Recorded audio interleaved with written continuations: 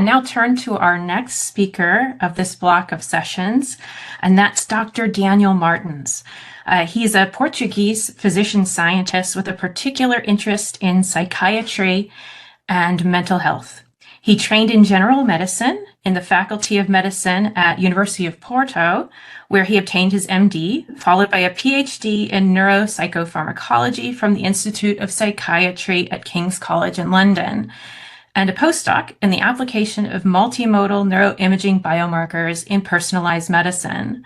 He is currently a senior research fellow and honorary senior lecturer at the Institute of Psychiatry, Psychology, and Neuroscience at King's College London, and NIHR Maudsley BRC, South London, and Maudsley NHS Trust, where he leads a line of research around the application of multimodal neuroimaging techniques to decipher genes, molecules, and circuits governing interactions between the brain and body.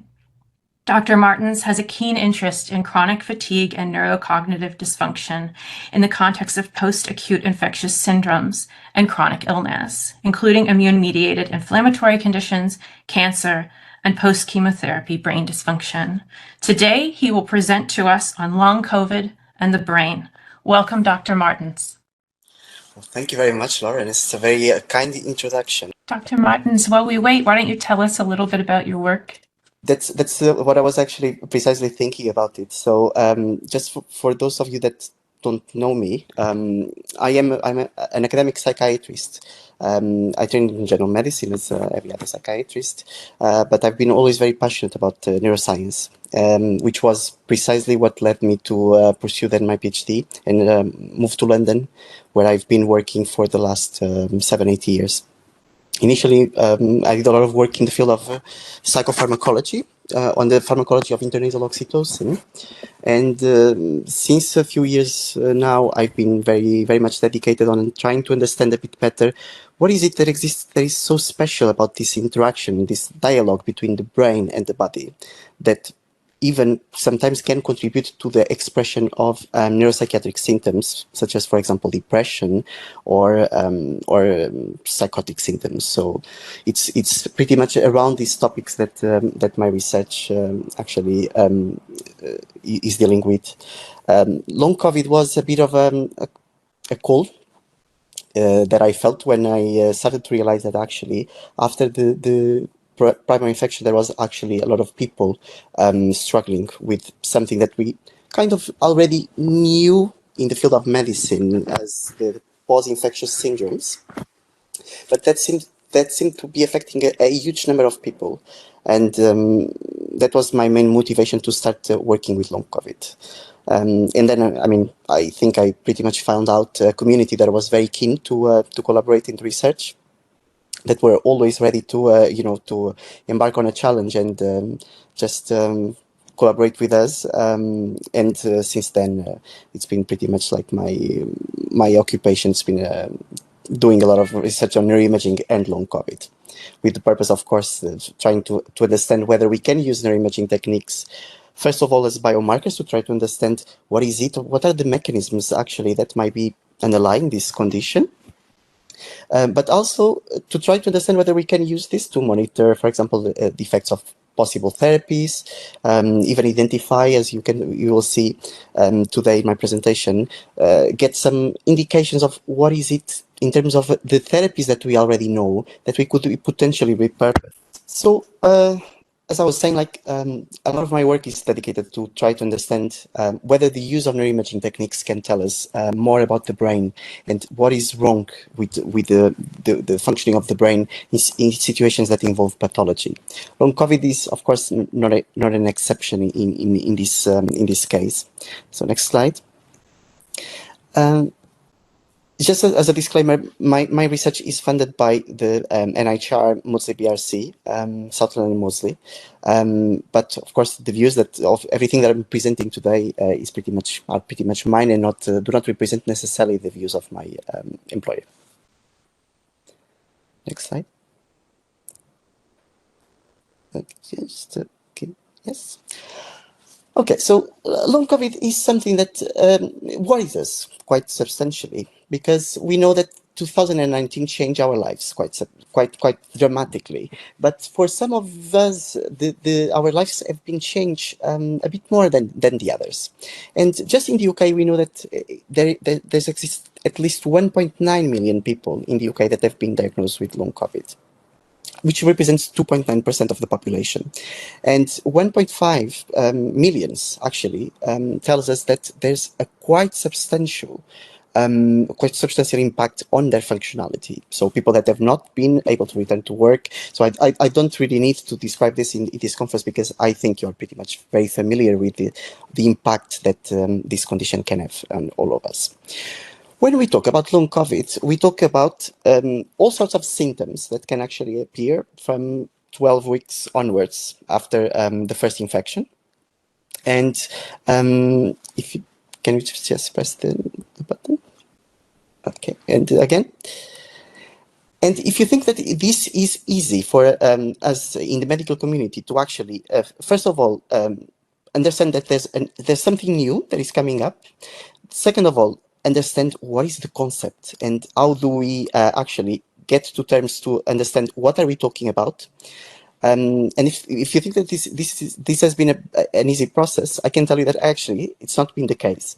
So there's been an effort to kind of try to homogenize a bit the terminology, because the more dispersed the terminology is, normally the more difficult it is then to actually measure things accurately and be able to provide a picture that is real of, for example, how many people with this condition might be affected at this time. But you can see that people kind of agree on the idea that long COVID is something that we tend to think a bit further down the line. So at least 3 months of symptoms should be present in order to be considered long COVID. Next slide. So there's at least 50 different symptoms that have been associated with long COVID. It's true, though, that the biggest, let's say, symptoms that typically we associate with long COVID and with post-infection syndromes more generally is symptoms that are somehow related to the function of the central nervous system. For example, the fatigue, the brain fog, that Danielle was actually mentioning this, and I think it's a good point. Brain fog is a concept that is a bit difficult for us to define well. And some of the research that a colleague of mine, Adam Amshire, does now at the IOPPN shows that, for example, when you try to understand what is it brain fog in terms of cognitive dysfunction, can we really pinpoint the type of functions that seem to be impaired in order to for the patients to complain of brain fog, and other things like post-exertional malaise, but also alterations of the autonomic nervous system, which is something that has been quite well discussed and debated by the patients, and that the mechanisms we don't really understand them much. So if you understand not that well what is happening in terms of brain, when it comes then to autonomic nervous system, I think things start to get even a bit more complicated. However, I should also say that by long COVID we mean basically all sorts of symptoms, and everyone that would actually complain of something that appeared after the infection. And that might be present from the very beginning of the infection, or that might be appearing later on. And this sort of conditions, sometimes they bring us a bit of a complication, which is to really try to understand whether we are talking about one condition or different conditions that actually are probably just mixed up. And we think that in the case of long COVID, what we typically call long COVID, it's very likely to be the case, because I mean, we probably are familiar with this concept. Some of the people that have, for example, more severe diseases, they were hospitalized, they were in intensive care, they needed ventilation support, and also all of these sorts of medical care, they might bring on a long term or a medium long term also some sort of comorbidities, what we call like the post-intensive care syndrome, which would be to an extent similar to long COVID, but it's probably in terms of mechanisms, it's probably very much different from the typical patient that had just like a mild infection, that developed this fatigue syndrome afterwards. So it's something that we need to keep in mind, because it's not always obvious, but it will probably have a very important impact in terms of identifying treatments and biomarkers for treatments. We know already some risk factors for long COVID. We know that, for example, being a female is increase your risk of getting long COVID. Of course, higher BMI, smoking, pre-existing conditions, and etc. But I think it's also very reassuring also to see that one important protective factor is the vaccination. At least 2 doses seem to decrease quite substantially the risk for long COVID. Next slide, please. One of the things that people have been discussing a lot and debating a lot is really on whether these cognitive deficits that people complain of are actually objectifiable. And this is something that has been demonstrated already in a number of studies now. Adam Amshir, that works with us at the IOPPN, he ran very recently a very large study online where he asked people to just perform some tasks, some psychological tasks. And he derived the number of measures that can really tap into what the cognition is like. And it seems very clear that once someone has been infected with SARS-CoV-2, they will have a decrease in cognitive function. But that decrease will be as bigger as, for example, whether someone is going to have symptoms that will persist or not. So it's something that we can already, make a bit of peace with, because these cognitive deficits, they exist, they are objectifiable. There's right now, I think there's more and more. We are going more and more towards this idea that there's no point of debating the existence or not, because in practical terms, if the patients complain, that's the most important aspect in terms of clinically wise. Next slide. Okay, so what do we know in terms of mechanisms? So as soon as we start to get to this idea that perhaps the virus could be doing something to the brain, several hypotheses actually started to come up. And the idea that perhaps the virus could be present in the brain and could induce damage itself. Also, the idea that possibly with the cytokine storm, the activation of the immune system that happens in the periphery, perhaps some of this signaling would be related to the brain, or even that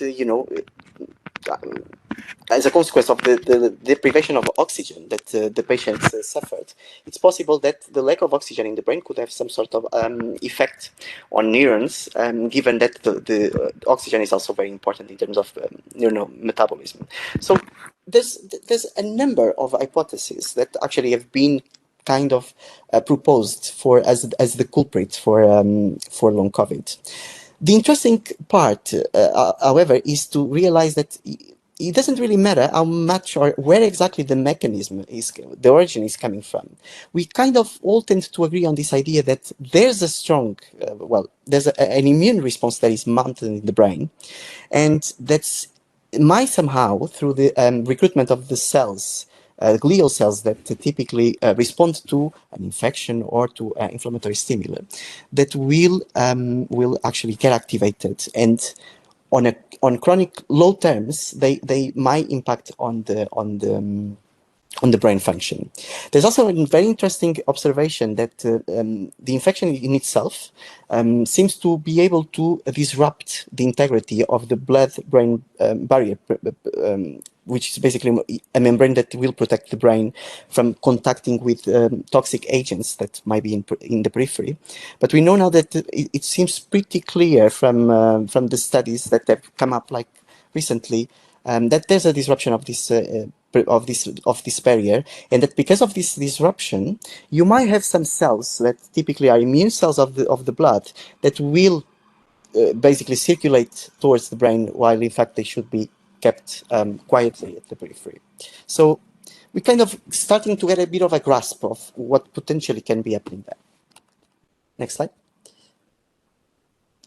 So the works that have been done in, for example, postmortem brain tissue, they have gone as far as, for example, trying to understand whether the virus or there is the possibility of detecting viral particles in brain tissue, which these colleagues in Brazil they did.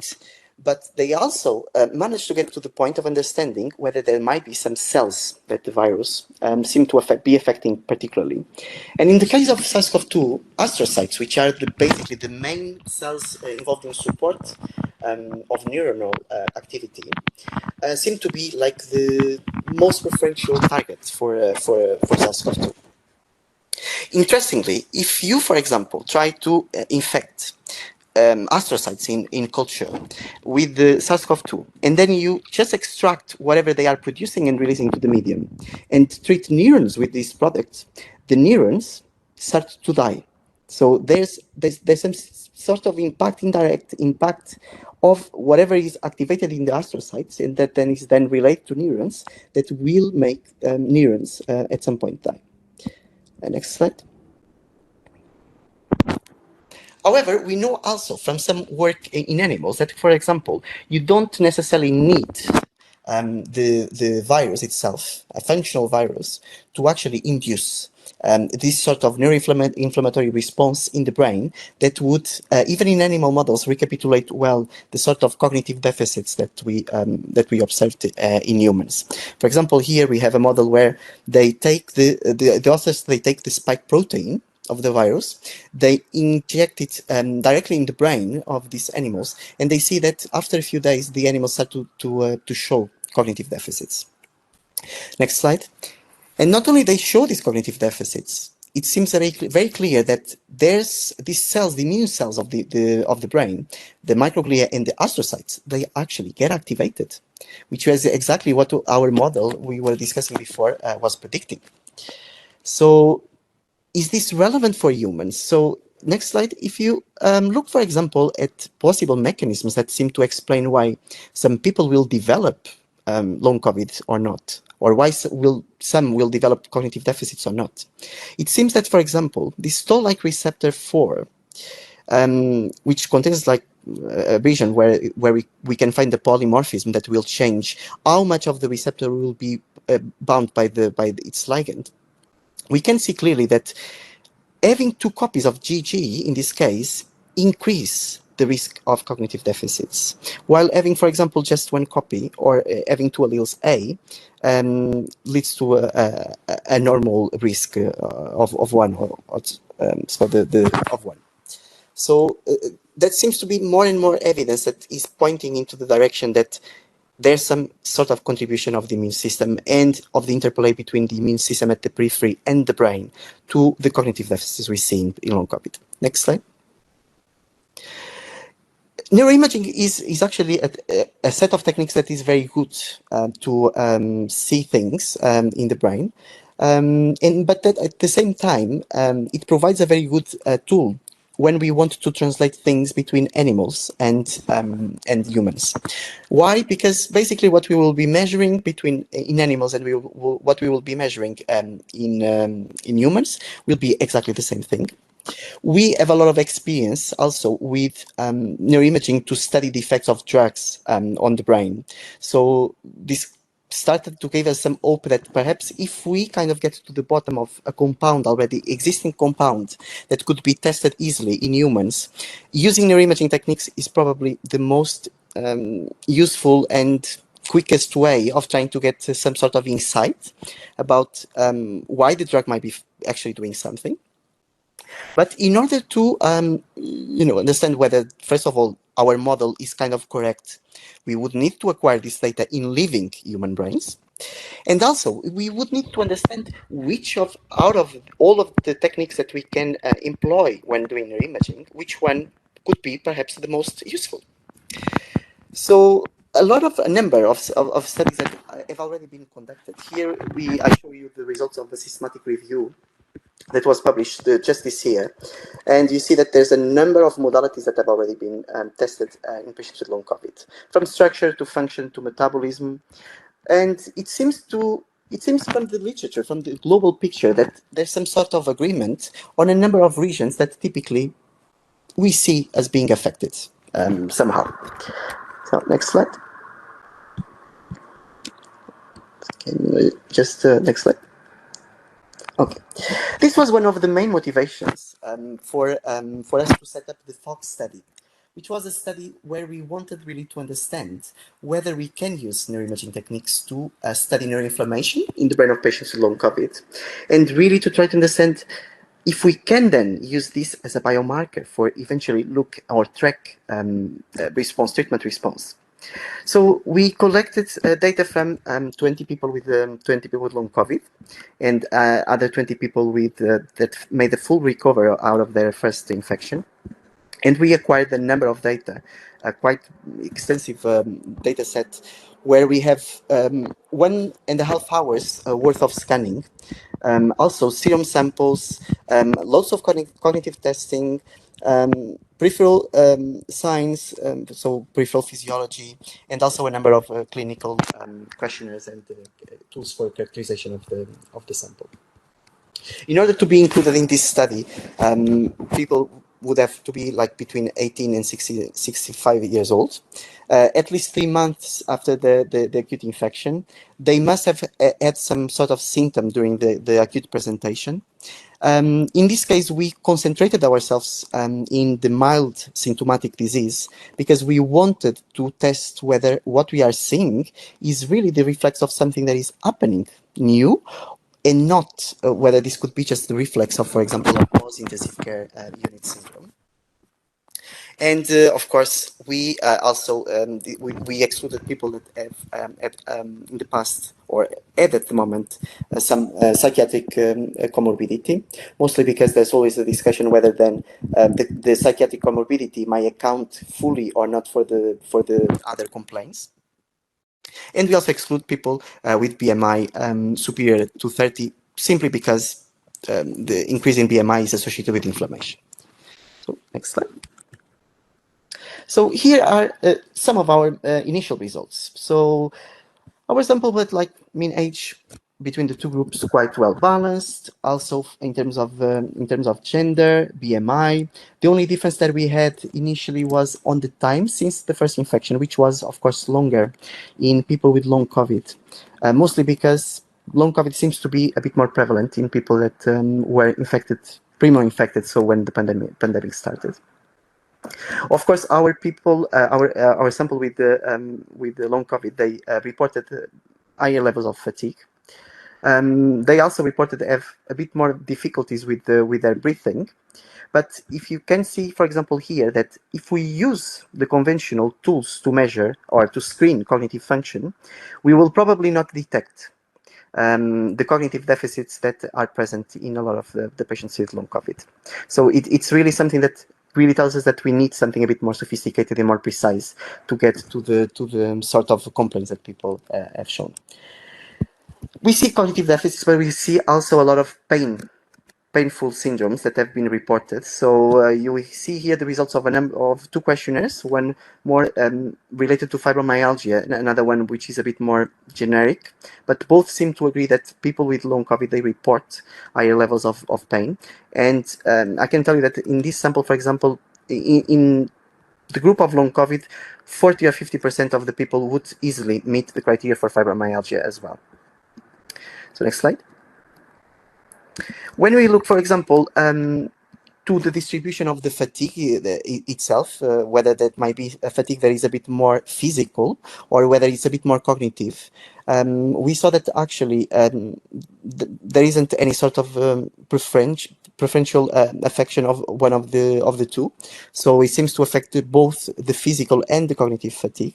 But we also see a reduction in activity, which is of course evident, and a slight decrease in the motivation, even though I must say that this decrease in motivation, it's something that is really, really well, of small effect size. So it's something that we should also take with a pinch of salt, as we say in English, mostly because it's very unlikely that this reduce in motivation would explain, for example, fully the decrease in activity and the fatigue.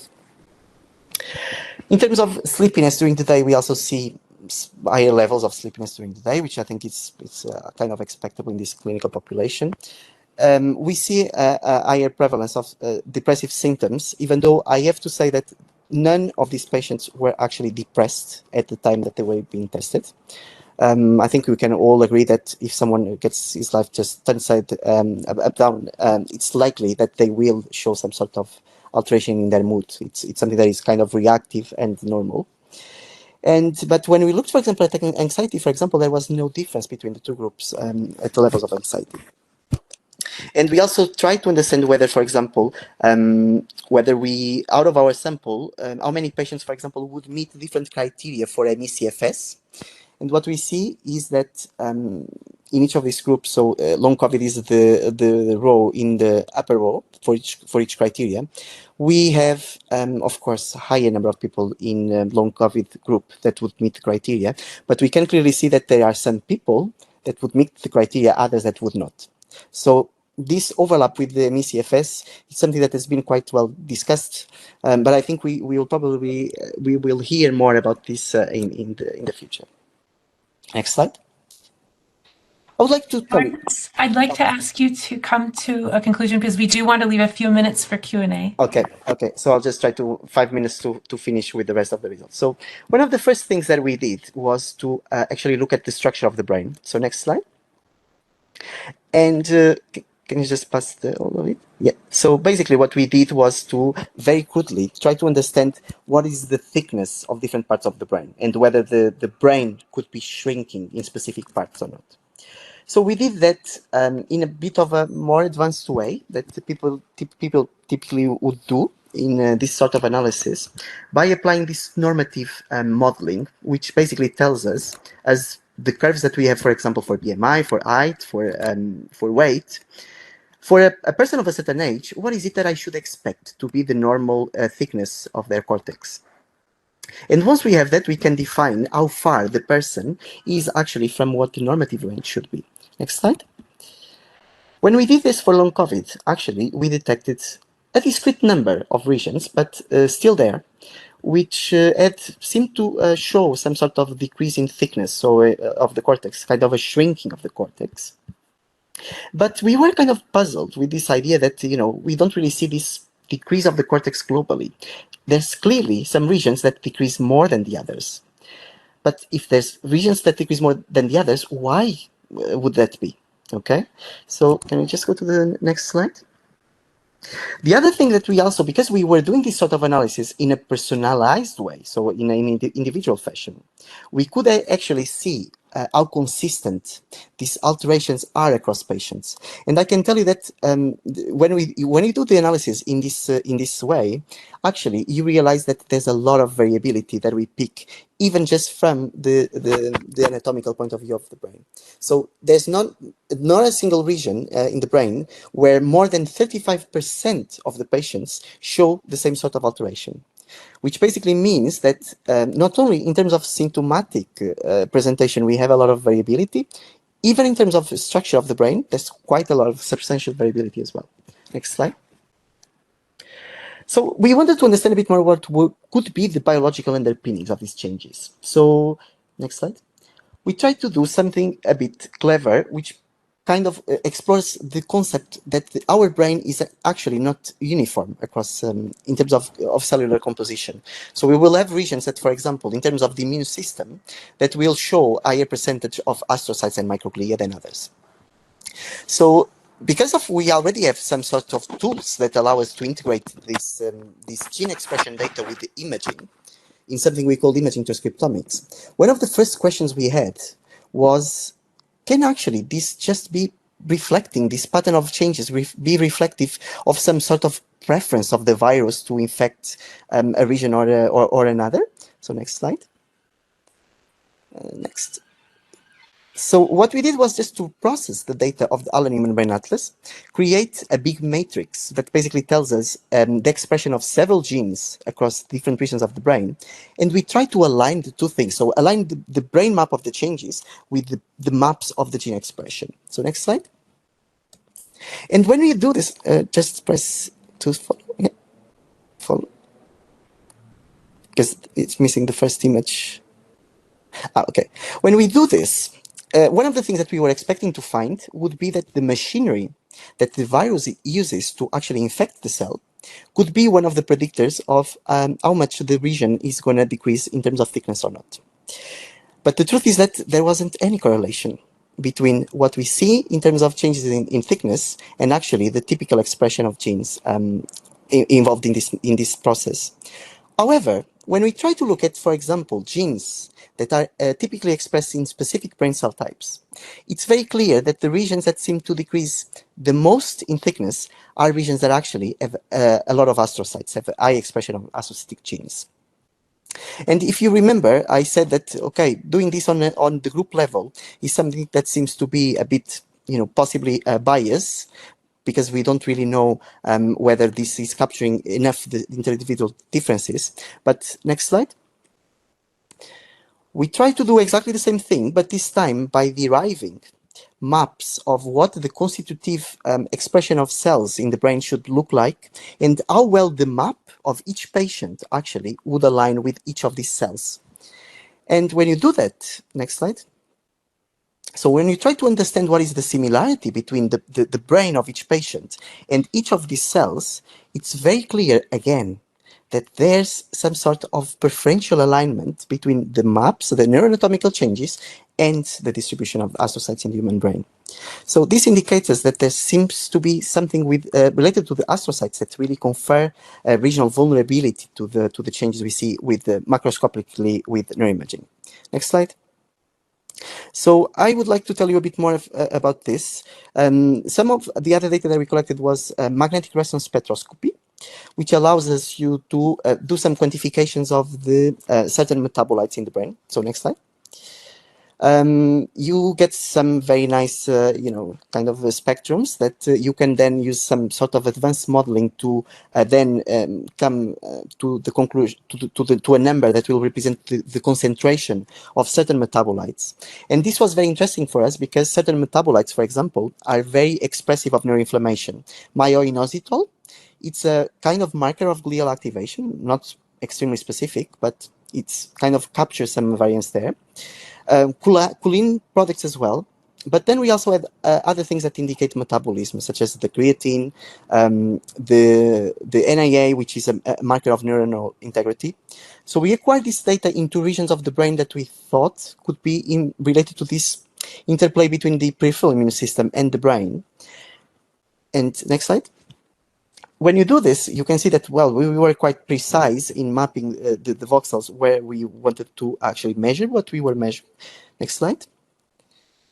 But we see that in contrast to our hypothesis, actually, we did not find a difference in the anterior cingulate cortex for the myoinositol. We do see a difference in the NAA, which, as I told you, is a marker of neuronal viability, which does tell us that there's something that the neurons are some sort of suffering with something there. But our hypothesis of the astrocytes was not really confirmed by the data we collected in the anterior cingulate cortex. When we looked at the data in the insula, next slide, we did not see, again, a difference in terms of myoinositol concentrations, but we do see a difference in terms of choline products. So as expected in the insula, we do see an increase in patients with long COVID as compared to the healthy controls. Next slide. And just to say that, well, thanks to this work, we've come to the conclusion that there's a heterogeneous pattern of discrete changes in neuroanatomy in patients on long COVID. So it's as real as one can get. It's objective. That does not seem to be better explained by psychiatric comorbidities because, as I told you, patients with psychiatric comorbidities were not allowed in the study. We identify this pattern and see that it matches well with the regional vulnerability linking astrocytes, which is quite interesting because it's pretty much what the postmortem studies have shown us already before. And we see that there's some sort of discrepancy, partial discrepancy with the data, spectroscopy data, implicating the glial activation. I think the main message we can take from here is that we could potentially, just by looking at this data, explore the role of possible new therapies targeting the astrocytic function. And the possibility of measuring that with neuroimaging is actually a very important point, a very important strength in speeding up whatever is going to come next, because we already have the tool to measure the process. We already have the drugs available in the market, approved. It's just really a matter of like starting to, getting the funding, and of course then starting the studies to look at the interventions. And I think that's all for me today. If you have any questions, I'm happy to take any questions. Thank you so much, Dr. Martens. That was a fascinating presentation. Due to time, I think we only have a couple of minutes for question and answer. So I'll go ahead and present the first one from the community. Lorazepam reduces the symptoms of post-exertional malaise. Can you explain why? Well, it's interesting. I think there's no specific account that people have made out of this. However, I must say that lorazepam is kind of acts through the GABA, which is an inhibitory neurotransmitter. And our brain is constantly just keeping a balance between the excitation and the inhibition. Why? Because if we excite neurons too much, at some point they will die of what we call hyperexcitability. So the brain always tries to keep this balance in check, and it's possible that lorazepam somehow might counterbalance some sort of dysfunction in the excitation-inhibition ratio that comes about when patients exert themselves either at the cognitive or the physical level. So all sort of, even an emotional reaction can be a physical stressor in the sense of neuronal function. So everything that increases metabolism would represent something that potentially would influence the excitation-inhibition ratio. And in that case, increasing the GABA, so the inhibition, will always try to bring the balance down. Thank you so much, Dr. Martens. Unfortunately, we've run out of time for Q&A, but the organizers will send some of the questions from the community your way. Thanks again for taking the time to be here. Well,